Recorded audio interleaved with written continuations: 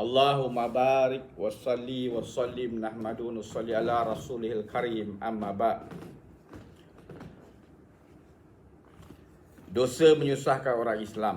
Sayyidina Abu Hurairah radhiyallahu an meriwayatkan bahawa pada suatu hari Rasulullah sallallahu alaihi wasallam berjalan di sisi timbunan bijirin. Lalu baginda SAW memasukkan tangannya ke dalam timbunan itu. Maka jari-jari baginda SAW menjadi basah. Lantaran itu baginda SAW bertanya kepada si penjual bijirin itu, "Apakah ini wahai tuan bijirin?" Lelaki itu menjawab, "Ya Rasulullah, bijirin ini telah ditimpa hujan." Baginda SAW bersabda, "Kenapa kamu tidak meletakkannya di bahagian atas supaya pembeli boleh nampak? Sesiapa yang menipu bukanlah daripada saya, yakni bukan daripada kalangan pengikut-pengikut saya Muslim." Sayyidina Abu Hurairah radhiyallahu an meriwayatkan bahawa pada suatu hari Rasulullah SAW berjalan di sisi timbunan bijirin. Lalu baginda SAW memasukkan tangannya ke dalam timbunan itu. Maka jari-jari baginda SAW menjadi basah. Lantaran itu baginda SAW bertanya kepada si penjual bijirin itu, "Apakah ini wahai tuan bijirin?" Lelaki itu menjawab, "Ya Rasulullah, bijirin ini telah ditimpa hujan." Baginda SAW bersabda, "Kenapa kamu tidak meletakkannya di bahagian atas supaya pembeli boleh nampak? Sesiapa yang menipu bukanlah daripada saya, yakni bukan daripada kalangan pengikut-pengikut saya Muslim." Sayyidina Abu Hurairah radhiyallahu an berkata, Rasulullah SAW bersabda, "Janganlah kamu saling berhasad dengki. Dalam urusan jual beli, janganlah kamu menawarkan harga yang lebih mahal dalam lelongan bukan dengan niat untuk membeli. Sebaliknya semata-mata untuk menaikkan harga barangan.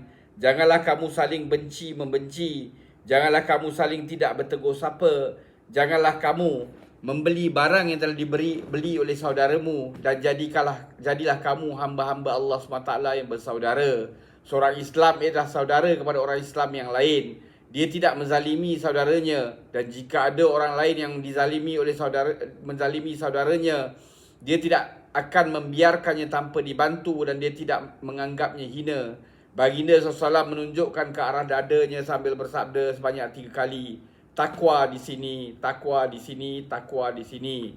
Cukuplah seorang itu menjadi buruk dengan dia menganggap hina terhadap saudara Islamnya. Darah, harta dan maruah seorang Islam adalah haram ke atas orang Islam yang lain.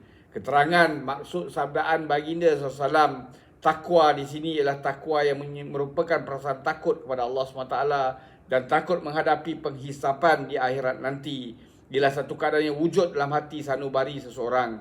Ia bukanlah satu perkara yang orang lain dapat tahu dengan hanya melihat lalu berkata bahawa si fulan ada takwa ataupun si fulan tidak ada takwa. Oleh itu mana-mana orang Islam tidak berhak untuk menganggap orang Islam yang lain itu hina. Siapa tahu bahawa orang yang dianggap hina berdasarkan keadaan-keadaan zahirnya adalah seorang yang takwa dalam hati sanubarinya dan merupakan seorang yang sangat mulia di sisi Allah SWT, ma'riful hadis. Semoga Allah SWT bagi kita taufik untuk kita ambil iktibar, amalkan dan sampaikan. Subhanallahi wa bihamdi, subhanakallahumma bihamdika, asyhadu an la ilaha illa anta, astaghfiruka wa atubu ilaik. Subhana rabbika rabbil izzati amma yasifun wa salamun alal mursalin walhamdulillahi rabbil alamin.